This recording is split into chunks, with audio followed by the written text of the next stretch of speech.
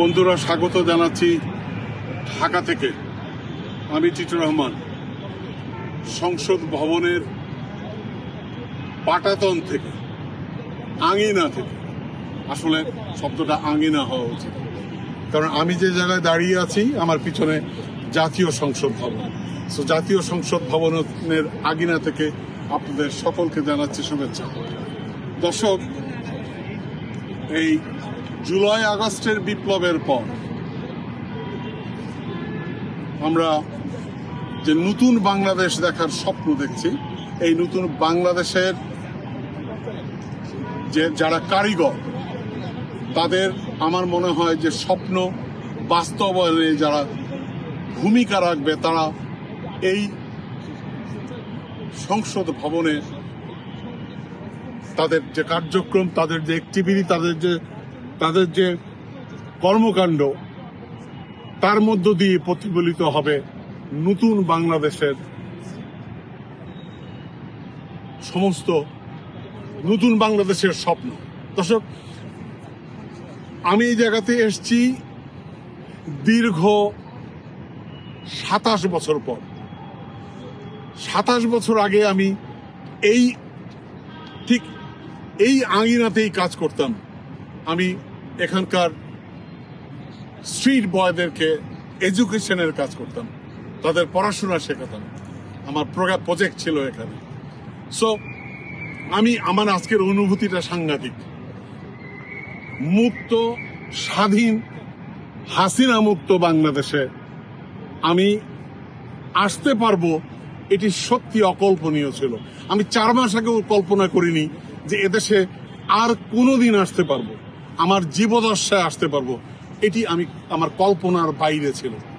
So আমার কাছে খুব ভালো লাগছে, খুবই আনন্দিত, আমি খুবই উদ্বেলিত। আমি স্বপ্ন দেখছি একটি স্বাধীন সার্বভৌম বাংলাদেশের। আমি স্বপ্ন দেখছি একটি গণতান্ত্রিক বাংলাদেশের। আমি স্বপ্ন দেখছি আইনের শাসনের বাংলাদেশের।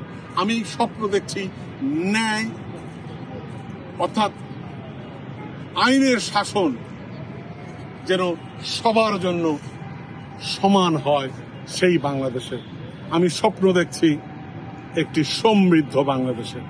সো দর্শক, এই স্বপ্ন বাস্তবায়ন তখনই সম্ভব যখন এদেশে যারা নেতৃত্ব দেবে তারা যদি স্বপ্নবাজ হয়, তারা যদি তাদের চেতনা, তাদের কল্পনা শক্তি, তাদের স্মৃতিশক্তি, তাদের মেধা যেন সাংঘাতিকভাবে প্রখর হয়।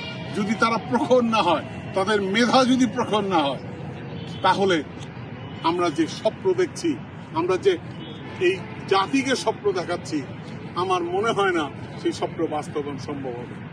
দর্শক, আমার কাছে আমি যেটা চাই, আমি যেটা উপলব্ধি করি, আমি যেটা আপনাদের সামনে বলতে চাই, যে যারাই আমাদের নেতা হবে, যারা এই সংসদ ভবনে অংশগ্রহণ করবে এমপি হিসেবে, সুতরাং আপনারা যখন নির্বাচন করবেন, আপনাদের মাথাতে একটা জিনিস থাকতে হবে যে তারা আপনার দেশের, আপনার জন্য অর্থাৎ যোগ্য কিনা, আপনাকে নেতৃত্ব দেওয়ার মতো যোগ্য কিনা।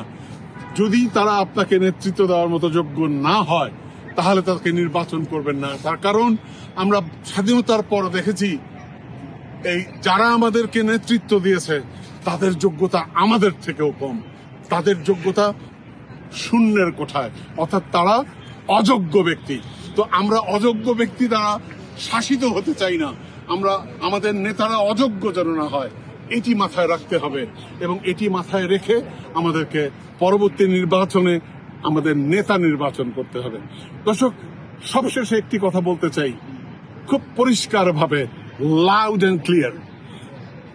আজকে যারা নেতৃত্ব দিচ্ছে ইউনূস সাহেব, অর্থাৎ বিশ্ববিখ্যাত ব্যক্তি, ইউনূস সরকারের পক্ষে যারা আছেন এবং যারা ইউনূস সরকারের সঙ্গে আছেন, তাদের আমার কাছে মনে হচ্ছে যে আরো ডাইনামিক হওয়া দরকার। এই অন্তর্বর্তী সরকারকে আরো প্রসারিত করা দরকার। এই অন্তর্বর্তী সরকারকে আরো অ্যাক্টিভ হওয়া দরকার, যেটি আমরা পাচ্ছি না। আমার কাছে মনে হচ্ছে বাংলাদেশে এসে আদৌ কি প্রফেসর ইউনূস সরকারের অবস্থা অর্থাৎ অস্তিত্ব আছে? এই প্রশ্ন অনেকের, আমি অনেকের সাথে কথা বলেছি, সবাই বলছে সরকার কি আছে? এই প্রশ্নটি আমি শুনতে চাই না। আমি চাই একটি দক্ষ এবং শক্তিশালী সরকার, ইউনূস সরকার এই দেশটাকে পরিচালনা করবে এবং নির্বাচনের দিকে নিয়ে যাবে, গণতন্ত্রের দিকে নিয়ে যাবে, আইনের শাসনের দিকে নিয়ে যাবে। সকলের প্রতি শুভকামনা, ভালো থাকবেন, আবারও দেখা হবে খুব দ্রুত। আসসালামু আলাইকুম।